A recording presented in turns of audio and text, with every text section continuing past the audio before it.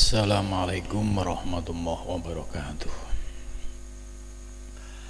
Ila khadrati Nabil Mustafa Rasulillah sallallahu alaihi wasallam wa ala ikhwanihi minal anbiya wal mursalin wal awliya wasyuhada wasyolihin wal malaikatil muqarrabin, khususan syarif handal kitab Syekhunal Akbar Muhyiddin Ibnu Arabi, wa khususan Syekh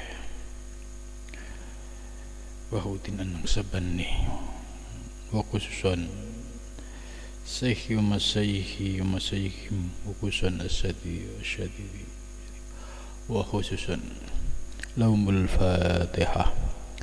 A'udzu billahi minasy syaithanir rajim. Bismillahirrahmanirrahim. Alhamdulillahi rabbil alamin arrahmanir rahim maliki yaumiddin.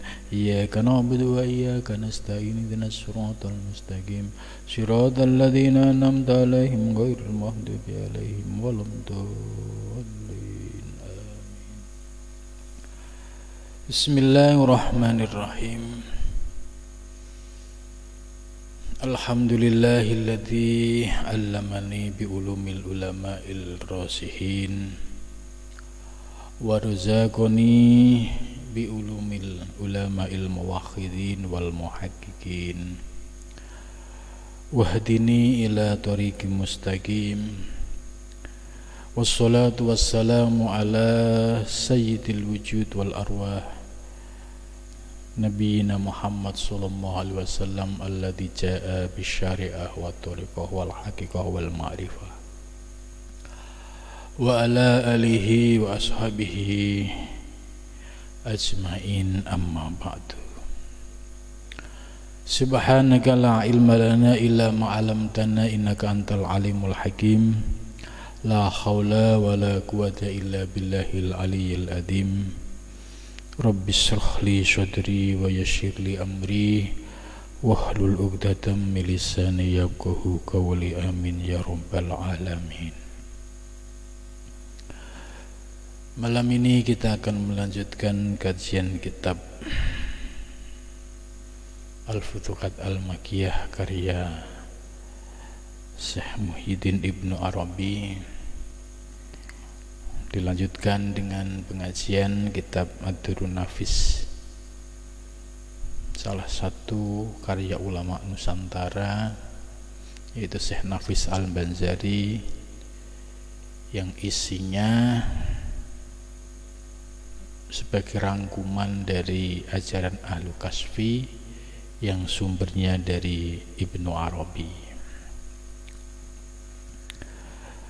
Malam ini kita akan melanjutkan masih pada bab yang kedua, fi ma'rifati maratibil huruf, masih membahas tentang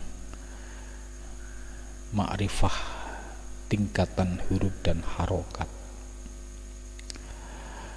Fakulna, maka kami berkata, ya, ini kaminya yaitu mu'allif Syekh Muhyiddin Ibnu Arabi. Al-khadratul insaniyah, bermula khadratil insaniyah. Jadi kembali kepada penjelasan sebelumnya, ya, bahwa Syekh Muhyiddin Ibnu Arabi membagi huruf-huruf, ya, menjadi 4 bagian, ya. Huruf hijaiyah, ada yang masuk pada huruf 7, 8, 9 dan 10, ya. Huruf 7 itu ada alif, za dan lam. Kemudian huruf yang 8 martabat itu nun, shad dan dot. Yang 9 itu ain, hin, sin dan shin. Sisanya masuk tingkatan yang ke-10.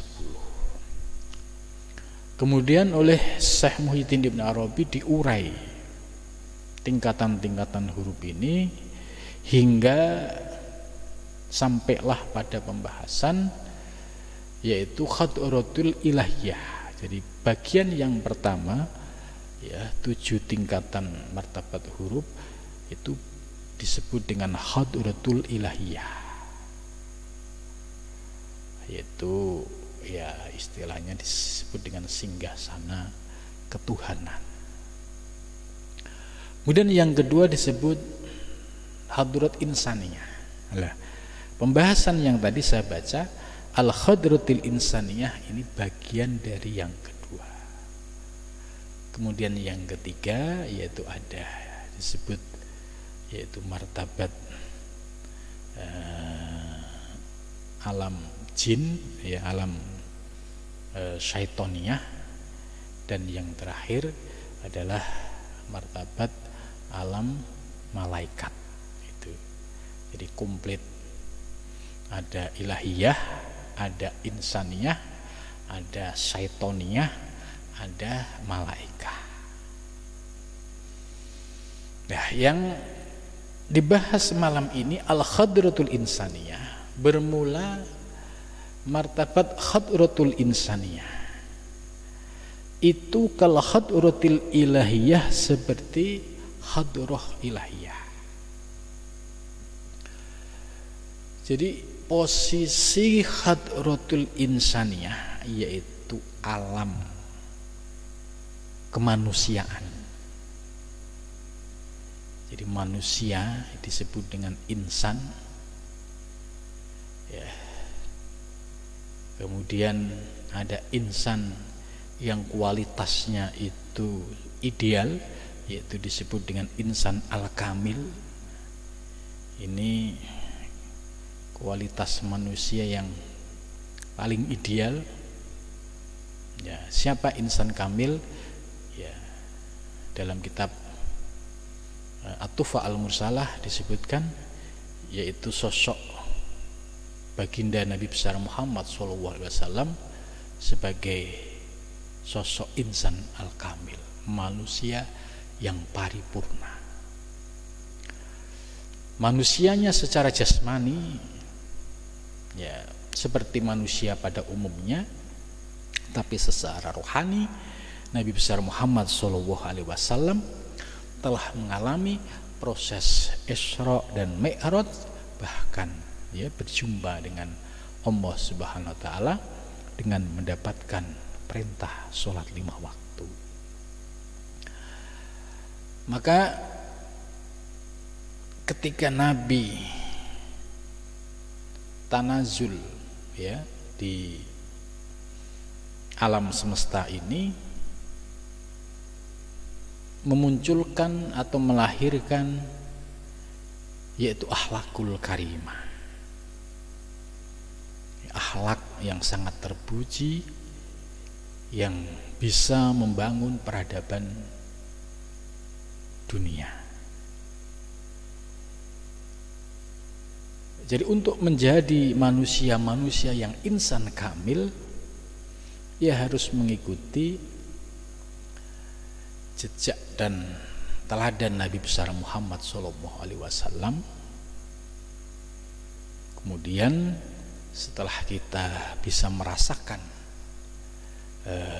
pengalaman-pengalaman rohani, kemudian kita mendapatkan warid ilahiyah, ya bisa merasakan tingkatan-tingkatan atau martabat-martabat alam sebagaimana dijelaskan pada sebelumnya, maka mereka menjadi sosok insan al-kamil. Bagaimana dengan nasib manusia? Ya insan manusia karena wujudnya manusia, tapi tidak mau melakukan sebuah proses untuk mengenali jati dirinya. Ya cukup menjadi manusia-manusiaan. Orientasi hidupnya cukup nyari makan. Ya setelah punya duit, poya-poya, ya. Kemudian pelesiran. Yang penting puas hawa nafsunya. Manusia yang orientasinya seperti ini, ya tidak ada orientasi ilahiyah. Boro-boro untuk menyucikan kotoran-kotoran batin, ya, menyucikan aspek batiniahnya, ya, apalagi sampai punya keinginan untuk berjumpa dengan Allah. Maka orang yang orientasi hidupnya sebatas duniawi, ya, ngejar dunia dari pagi sampai malam, pagi lagi, ya, ibadah ditinggalkan. Nah, orang-orang yang semacam ini oleh Al-Quran disebut sebagai, ya, kal-an'am, manusia tapi kualitasnya sama dengan binatang. Artinya, ya, sama dengan binatang yang orientasi hidupnya itu hanya nyari makan, kemudian setelah kenyang perutnya nyari lawan gitu. Nah, begitu juga manusia yang orientasi hidupnya kok hanya untuk dunia dan nafsu syahwatnya, itu sama kayak binatang, ya, seperti kambing lah atau ayam. Tidak ada punya visi ke depan, ya, menjadi seorang salik yang menuju Allah untuk menyucikan lahir dan batin, punya impian untuk berjumpa dengan Allah Subhanahu wa taala. Maka orang-orang yang mengambil jalan untuk menjadi salik, orang yang menuju Allah, nah, inilah manusia yang sedang berproses, ya, dari insan kumel, insan yang banyak dosa, harapannya dengan keistiqomahannya menjadi insan kamil.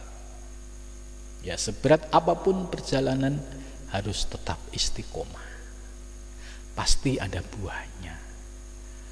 Itu. Nah, dalam penjelasan ini menarik. Al-khadratul insaniyah kal khadratil ilahiyah. Jadi khadrah insaniyah yaitu alam manusia itu sama seperti khadratul ilahiyah. Nah, ini harus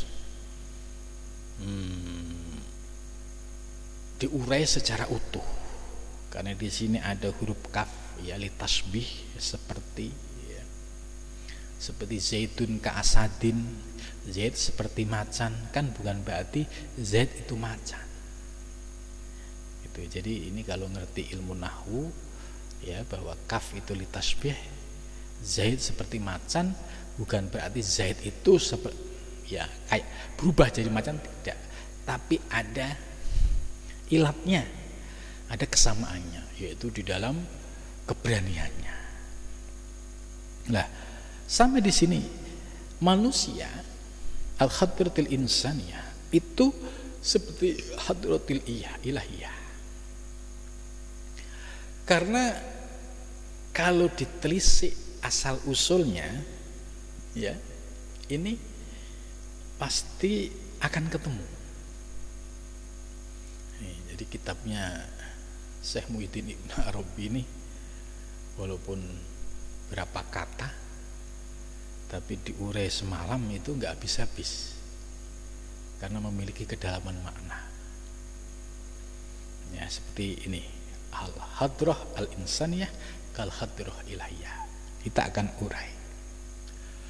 Hadratul insaniyah, manusia, ya, sebagai prototip, ya, manusia sebagai sosok tajalli, ya, manusia sebagai madhar, proses kejadian manusia ini melalui sebuah proses yang panjang.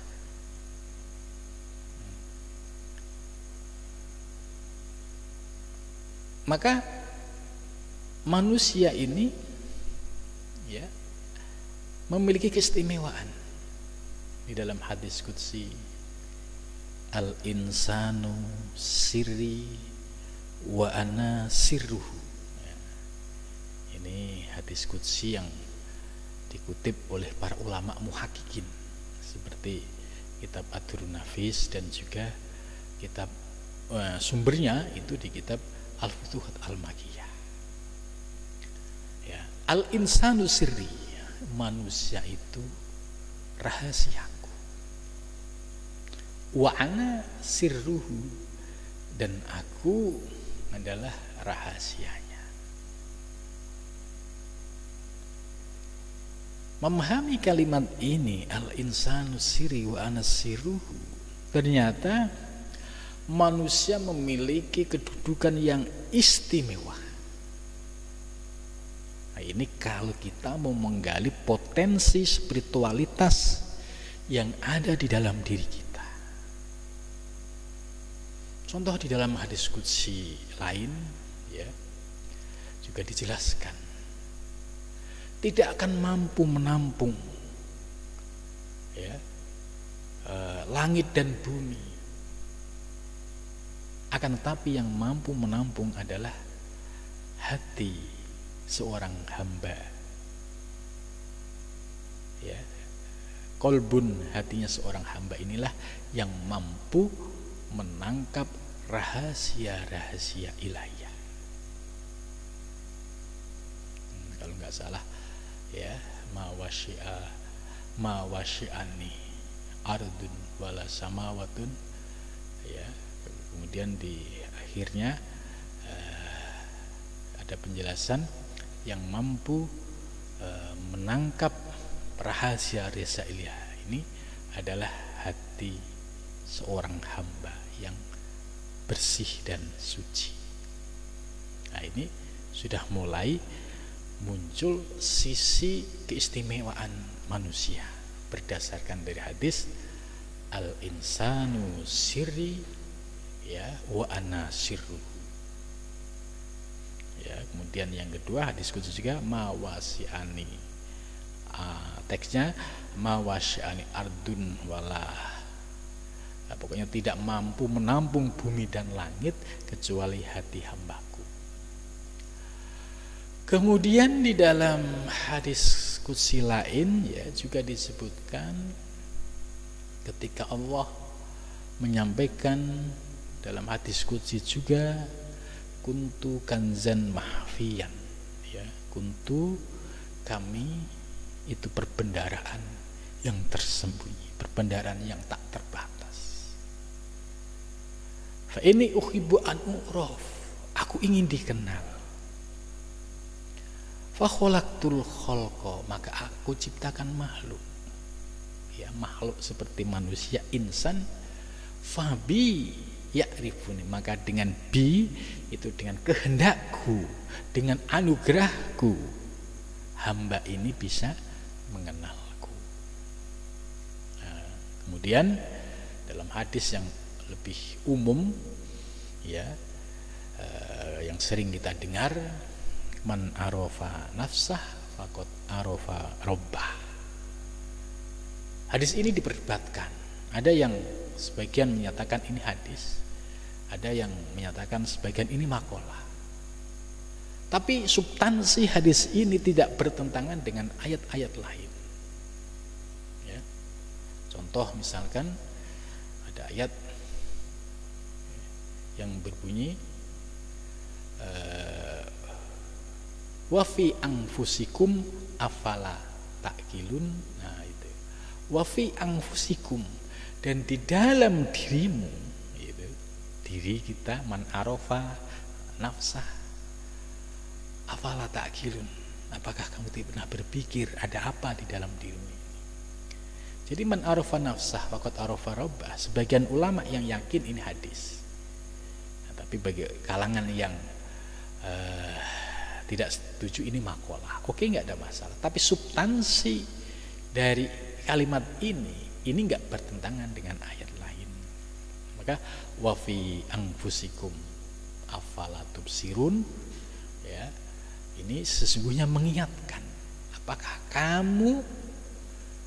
apakah di dalam diri kamu itu, apalah kamu tidak pernah berpikir secara mendalam, berpikir secara eksploratif, menggali, ya, dirimu sampai bisa menemukan, ya, potensi spiritualitas yang sudah disediakan oleh Allah Subhanahu wa ta'ala.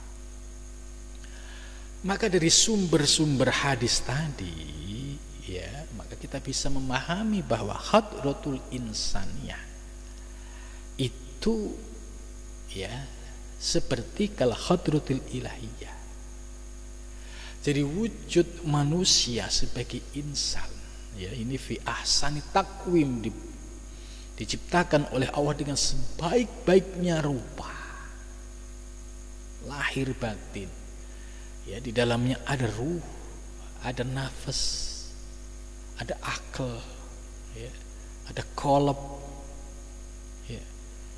Ini fasilitas ini hanya yang dimiliki oleh makhluk. Gitu. Nah, maka manusia sebagai tajalli madhar, ini seperti ucapan tadi, Zaid ka'asatin, Zaid seperti macan, bukan berarti Zaid ini berubah menjadi macan, tidak. Ya. Kalau al-hadratul insaniyah fal kadri, bukan berarti hadroh insaniyah, wujud manusia itu seperti hadriyah, itu harus dipahami secara substansi bahwa hakikat wujud insaniyah manusia ini sumbernya dari ilahiyah, karena yang mengadakan wujud, yang menciptakan wujud manusia yaitu Allah Subhanahu wa ta'ala. Manusia dulu tidak ada, diciptakan oleh Allah melalui sebuah proses dari zaman azali, ya, yaitu di Lauhil Mahfud sudah ditentukan desainnya oleh Allah. Kemudian setelah itu turun di martabat alam hudus, ya, mulai dari alam arwah, turun ke alam misal, sampai turun ke alam atsam. Kemudian muncullah sosok insan manusia. Dan ketika menjadi manusia inilah, manusia ini mengalami sebuah dinamika. Ada yang dinamikanya itu, ya, proses kehidupannya baik-baik saja, nyaman-nyaman saja. Ada juga proses yang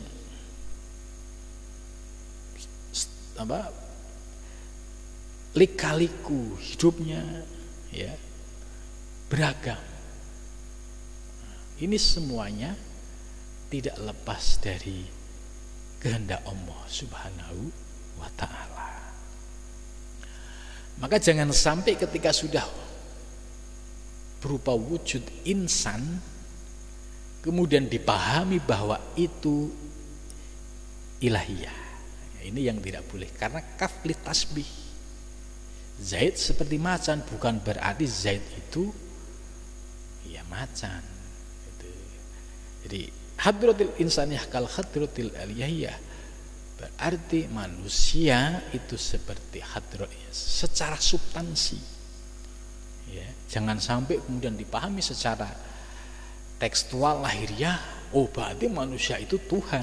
Nah, ini yang akan menimbulkan pemahaman ilhad, menyimpang, yang akan menyebabkan munculnya mulhidin, orang-orang yang menyimpang, yaitu panteistik, ya, seperti orang-orang yang memiliki keyakinan Allah adalah alam, karena sebab di sini sangat tipis, harus tahu batasannya antara aspek insaniyah dan aspek ilahiyah.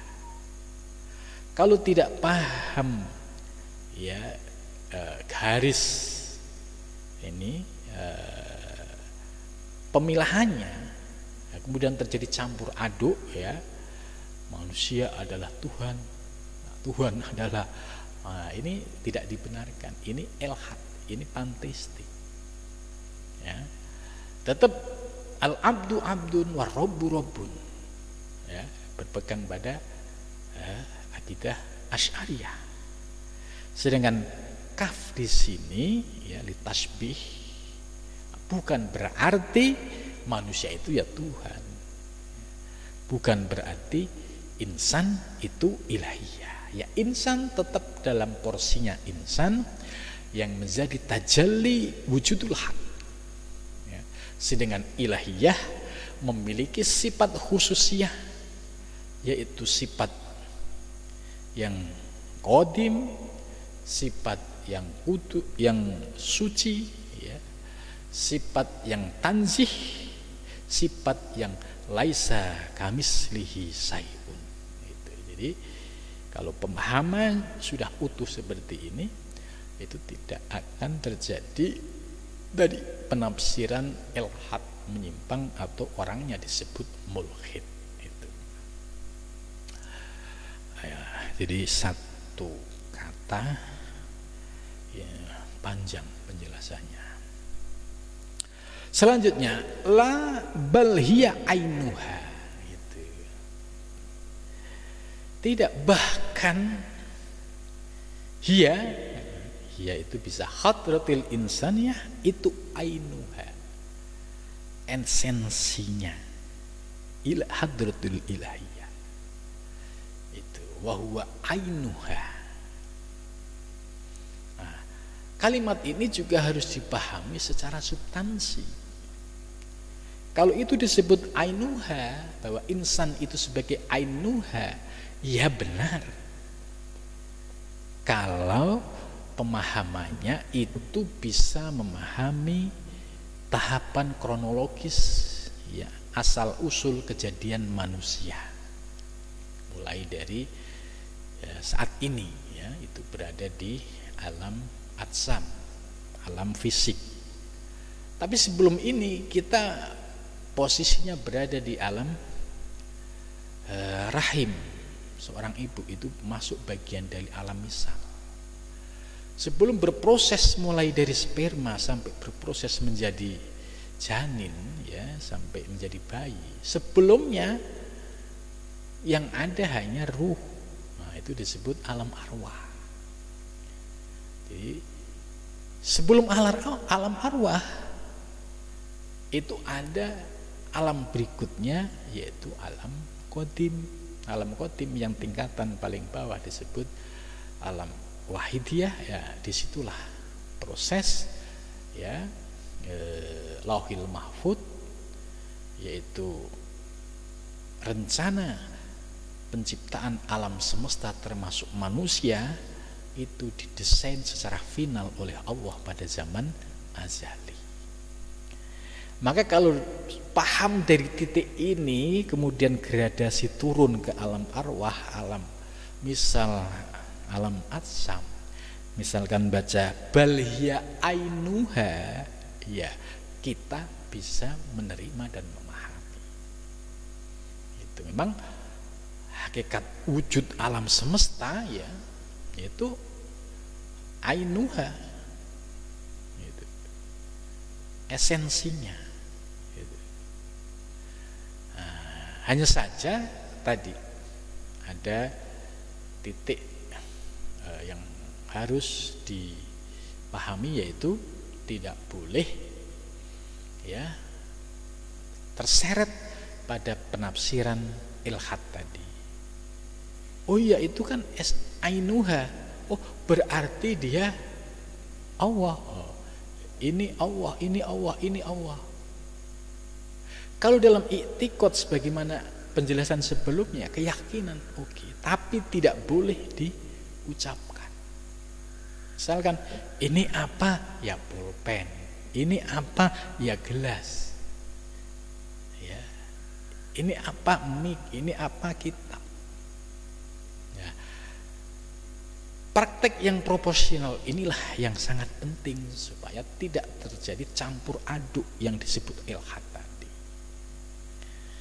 Ini yang harus dipahami betul, karena banyak yang tergelincir, ya, dalam pemahaman soal hakikat wujud ini, yang akhirnya Allah wal alam, alam wallah.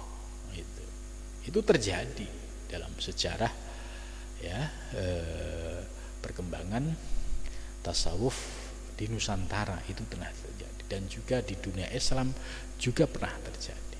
Maka jangan sampai itu terulang kembali. Dari peristiwa itu kita bisa mengambil posisi sebagaimana yang telah dijelaskan oleh mu'alif, musannif kitab ini, yaitu Syekh Muhyiddin Ibnu Arabi. Ala salasi marotib, ya.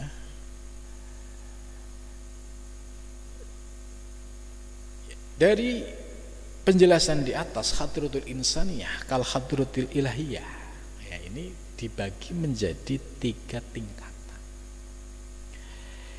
Tingkatan yang pertama disebut alam mulk. Alam mulk, mulk itu alam, ya, singgasana ilahiyah, mulk. Kemudian yang kedua wa malakut, alam malakut. Wa jabarut, dan alam jabarut.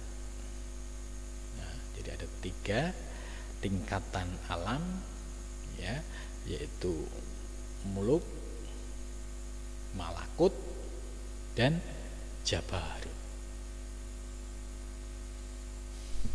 Nah, 3 alam ini kalau kita jelaskan, ya, ini juga sangat praktis sebenarnya, sangat nyata. Contoh misalkan 3 martabat tadi, mulk, malakut, dan jabarut. Ini kalau kita petakan, itu juga sama dengan teori martabat 7. Mulkun itu bisa masuk wilayah alam semesta ini, itu sebagai alam singgasana ilahiyah, alam mulkut. Kemudian malakut, ini alam metafisik, nah, dimensi metafisik. Ada surga, ada neraka, ada alam arwah, alam misal, itu malakut. Kemudian jabarut, ini alam ilahiyah. Alam jabarut ini bisa masuk kategori alam qadim yang isinya ahadiyat, wahdat, wahidiyah. Jadi dari 3 penjelasan ini, ya, semakin konkret, ya, bahwa malak atau mulkun itu adalah alam semesta. Kemudian malakut itu alam metafisik, ya, termasuk di situ ada alam arwah. Jabarut adalah alam ketuhanan yang meliputi 3 alam qadim, yaitu ahadiyat, wahdah, wahidiyah. Memang sejarahnya munculnya martabat 7 itu, ya, awal mulanya dari pemilahan, ya, dari konsep Ibnu Arabi. Termasuk yang menggunakan istilah mulkun, malakut, jabarut itu ulama Nusantara, yaitu Syekh Abdus Somad Al-Palimbani. Syekh Abdus Somad Al-Palimbani dalam kitab Syarhus Salikin di juz yang terakhir itu mengaitkan, ya, malakut, jabarut, nasut, ya, ini dengan termasuk alam syahadah, itu dikaitkan dengan martabat 7 itu. Wa kullu wahidatin, dan setiap satu min hadhil maratib, dari tingkatan ini, tangkosimu terbagi apa wahidah ila salasin, kepada 3. Jadi dari setiap satu dari mulkun, malakut, jabarut ini terbagi menjadi 3. Ya, 3 berarti 3 fayatis atun fil ada, maka jumlahnya menjadi 9 fil ada, di dalam hitungan. Mulkun 3, malakut 3, jabarut 3.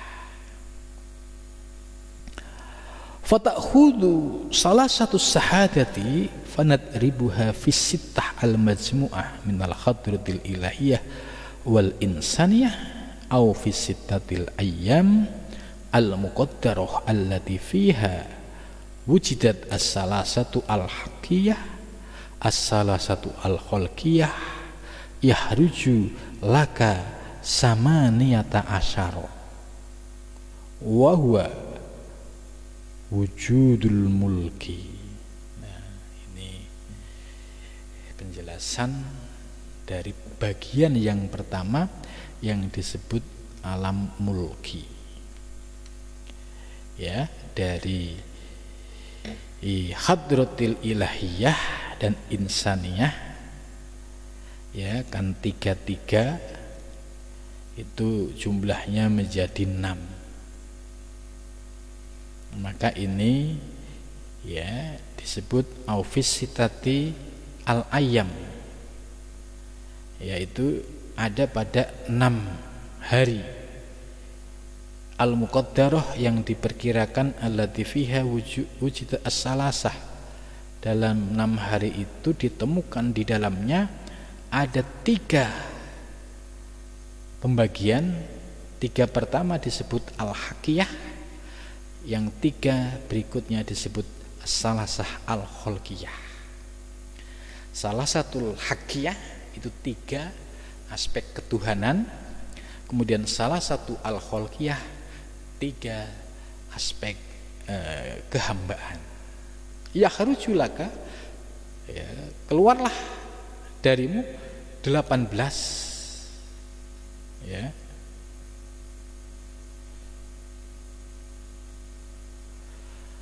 18 wahwa wujudul mulki, yaitu wujud alam al-mulki. Nah, ini dari penjelasan makalah ini. Wa kadzalika, dan demikian itu, ta'malu fil haqqi bihadhil masyabah fal haqqu lahu tis'atu aflahin lil ilqa. Demikian itu ta'malu fil haqqi bihadhil masyabah, ya, kemudian berproseslah pada al-haq dengan seperti ini, ya. Kemudian fal haqqu lahu tis'atu aflahin, al-haq itu memiliki 9 aflak, 9 bintang. Lil ilqa, ya, itu sebagai apa, kalau makna aslinya pelemparan, tapi yang dimaksud ilqa itu ya sebagai hamparan 9 bintang itu. Wal insan lahu tis'atun, sedangkan manusia baginya 9 aflah. Jadi al-haq itu 9 aflah, insan juga 9 aflah.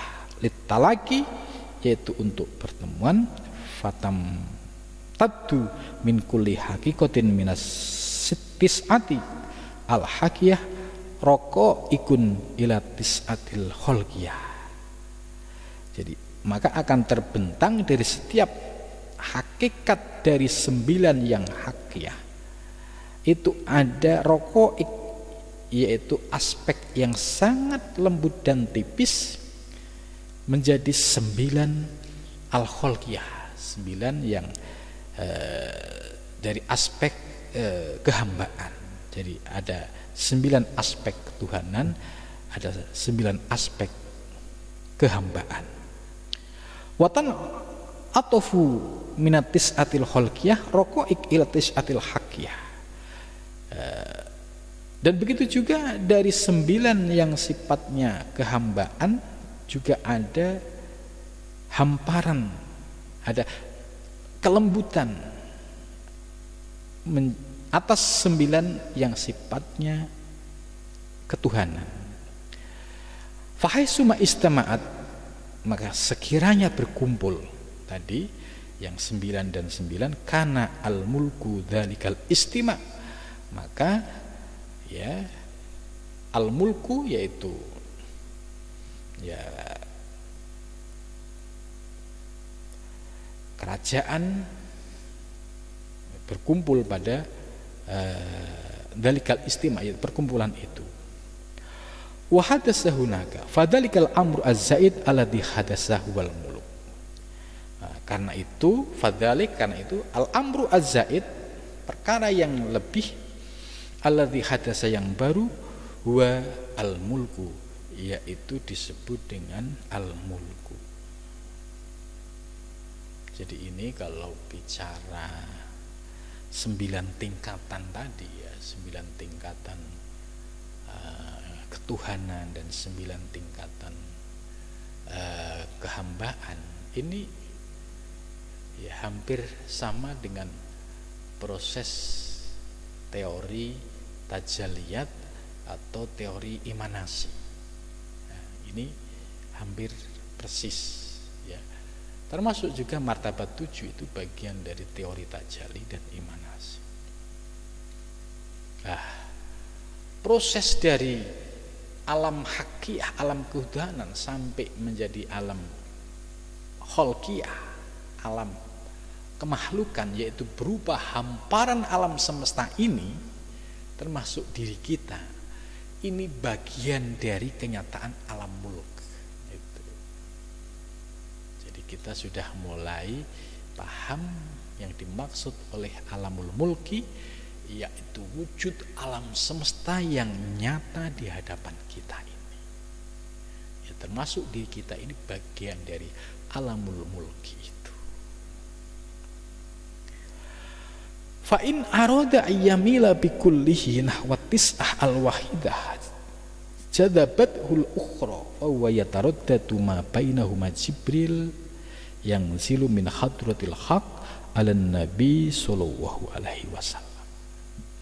Ini ada tambahan berikutnya, apabila berkehendak ya untuk condong dengan semuanya, yaitu seperti 9, maka hal ini ya sebagaimana Jibril yang zilu turun min hadratil haq, Jibril turun dari hadratil haq alan nabi, atas Nabi sallallahu alaihi wasallam. Ya. Ini sudah ada penggambaran sedikit. Ya, Jibril ini kan malaikat. Malaikat yang dikenal dengan membawa wahyu dari Allah. Nah, kemudian jadi Allah, Jibril, baru Nabi Muhammad. Ini proses tajalliyatnya.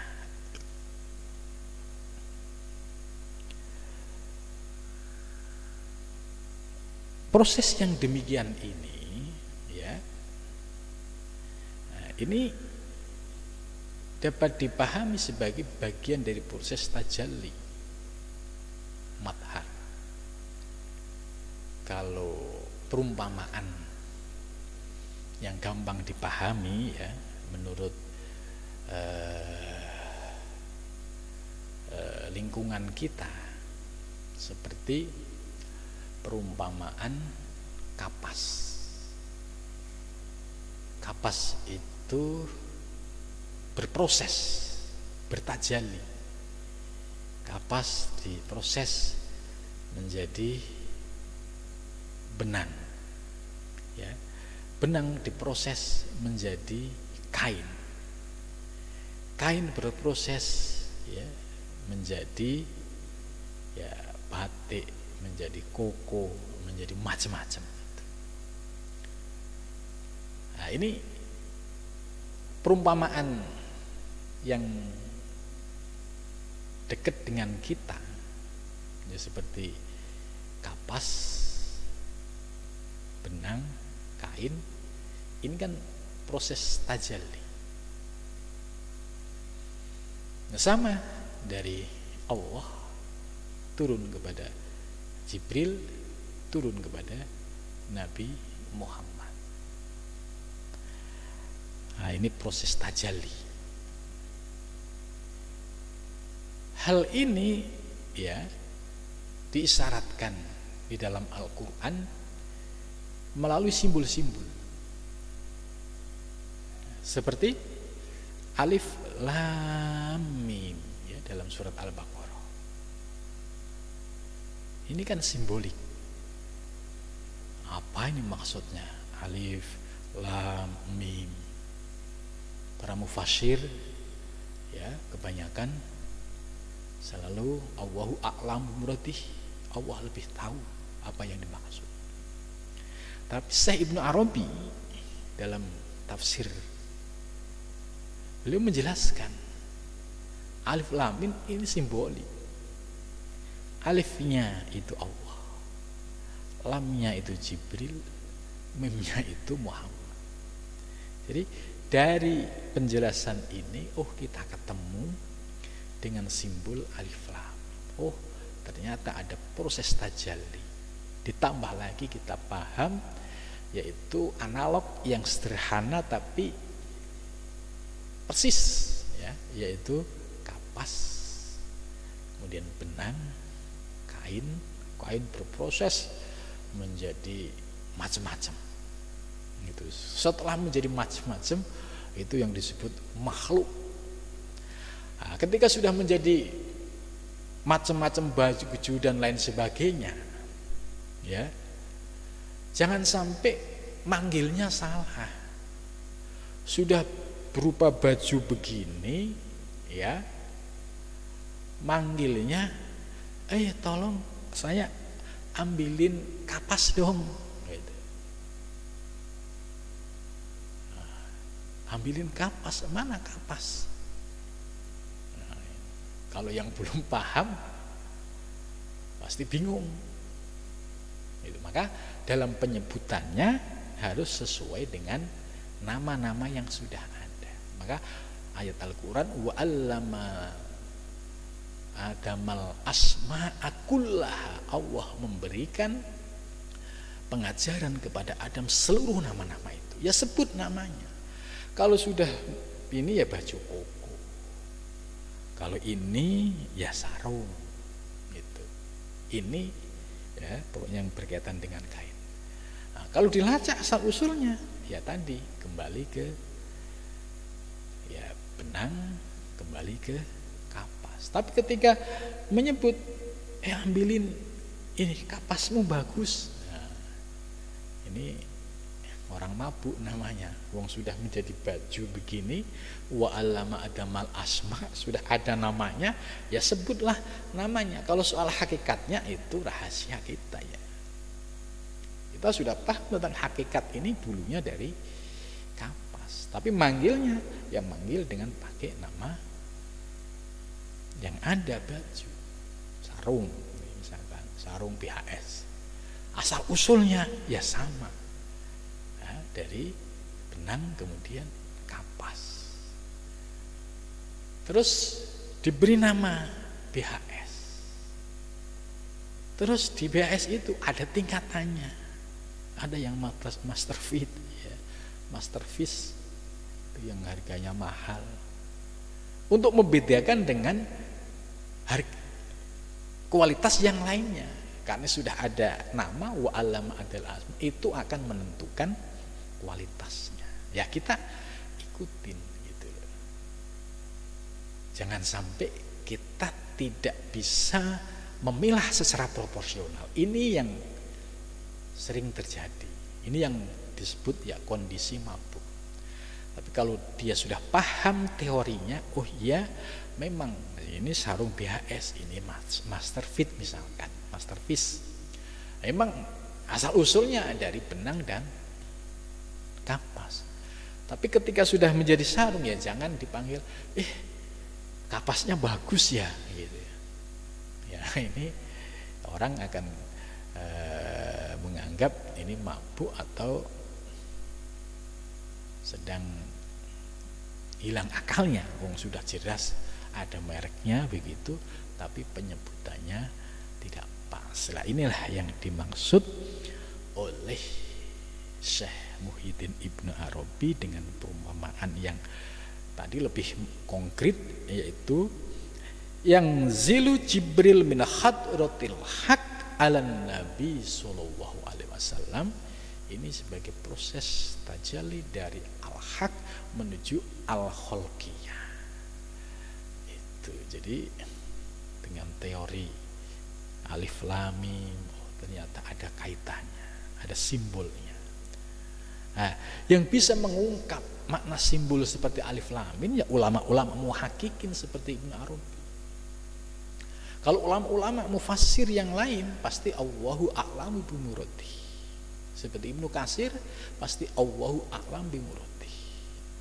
Tapi Ibnu Arabi mengurai dari sisi simbol huruf alif ya. Alif yaitu Allah, lamnya Jibril, mimnya Muhammad. Ini hampir persis dengan penjelasan dalam kitab ini. Mudah-mudahan dengan penjelasan ini ya kita semakin terbuka pemahamannya dan bisa mengamalkan secara proporsional, ya tidak dicampur aduk, ya tidak bulat, ya tidak salah pemahaman. Maka dengan demikian niscaya ilmu ini akan memberikan yaitu pencerahan lahir dan batin ya sebagai ilmu-ilmu dari asror ilahiyah, yaitu rahasia ketuhanan. Dan ini merupakan ya rezeki yang paling nikmat ya dibandingkan dengan rezeki lahiriah yang lainnya. Mudah-mudahan kita diberikan kekuatan lahir dan batin bisa istiqomah. Amin ya rabbal alamin. Wa ma fi Assalamualaikum warahmatullahi wabarakatuh.